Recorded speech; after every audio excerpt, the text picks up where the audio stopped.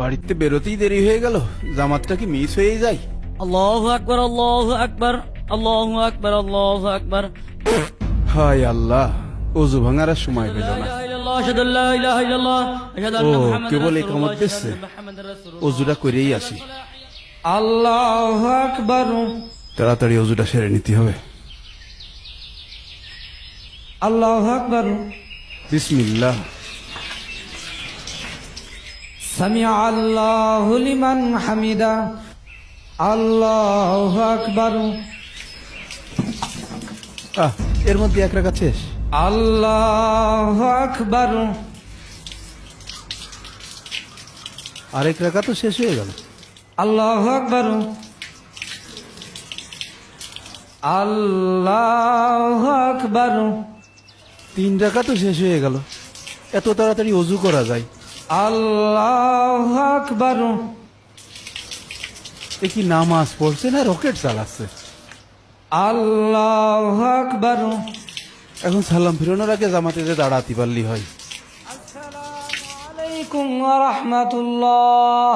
আসসালামু আলাইকুম ওয়া রাহমাতুল্লাহ। আচ্ছা কও, অজু করতে করতে 4 রাকাত নামাজ শেষ হয়ে গেল? এ কিরকম নামাজ পড়ানো? মুয়াজ্জিন কি নামাজ রকেটের গতিতে পড়াইলো নাকি? না, আমি মসজিদের সভাপতি, এখন যদি জামাতের শেষে নামাজ পড়তে যাই লোকে কি কবে? না, বাড়ি যেই নামাজ পড়ি গে।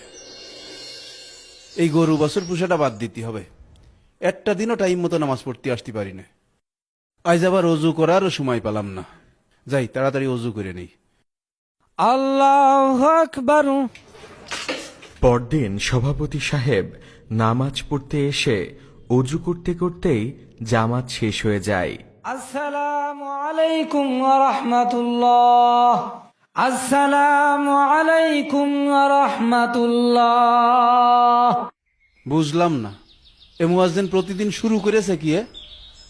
আজ এর একটা বিহিত না করে কথা নেই। কিছু না বললে ওর এই রকেটের গতি থামবে না মনে হচ্ছে। এই মুয়াজ্জিন, এই এদিকে আসো। এখন আসতে এত সময় লাগে কেন? নামাজ তো পড়াও ঝড়ের গতিতে। এই এদিকে আসো। এই নামাজ কি করে পড়াও হ্যাঁ তুমি? এত ঝড়ের গতিতে নামাজ কোনতে শিখেছো? প্রত্যেকটা দিন আমি অজু করতে করতে তোমার 4 রাকাত নামাজ শেষ হয়ে যায়। কোনতে শিখেছো এ নামাজ? হ্যাঁ, আমি তো ঠিক মতনই নামাজ পড়াই। তুমি ঠিক মতো নামাজ পড়াও? হ্যাঁ, সভাপতি সাহেব, মসজিদের ভিতরে এসব কি শুরু করলেন? মুয়াজ্জিনদের সাথে কেউ এমন ব্যবহার করে নাকি? এর থেকে ভালো ব্যবহার ওর সাথে আমি করতে পারছি না। আল্লাহ 30টা দিন আমি অজু করতে করতে 4 রাকাত নামাজ শেষ হয়ে যায়। মনে হয় রকেটের গতিতে নামাজ পড়ছে। ও সূরা কিরাত পড়ে কখন? হ্যাঁ, কি হয়েছে সভাপতি সাহেব? মসজিদের মধ্যে এত হট্টগোল কেন? আর বললেন না হুজুর, আপনি যে কদিন বাড়িতে গেছেন এই মুয়াজ্জিন সাহেব নামাজ পড়াই একেবারে রকেটের গতিতে। আমি অজু করে শেষ করতে পারি না, তার 4 রাকাত নামাজ শেষ হয়ে যায়। কখন কিরাত পড়ে আর কখন সূরা পড়ে বুঝি না। মজিন সাহেব, আপনাকে আমি এর আগেও বলেছি নামাজটা একটু ধীরে পড়ান, একটু ধীরে পড়ান। আপনার উপর দায়িত্ব দিয়ে আমি একটু গ্রামে গিয়েছি, আপনি সেই কাজই করেছেন।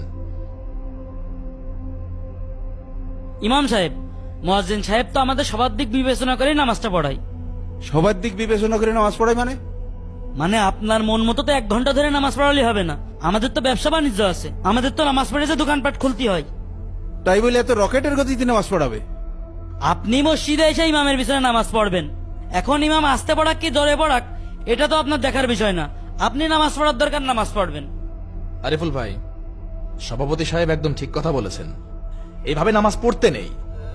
আমরা যখন নামাজ পড়ি সরাসরি আল্লাহর সাথে কথা বলি, তাই আমাদের উচিত সূরা কিরাত শুদ্ধভাবে তেলাওয়াত করা এবং সূরার অর্থ বোঝা।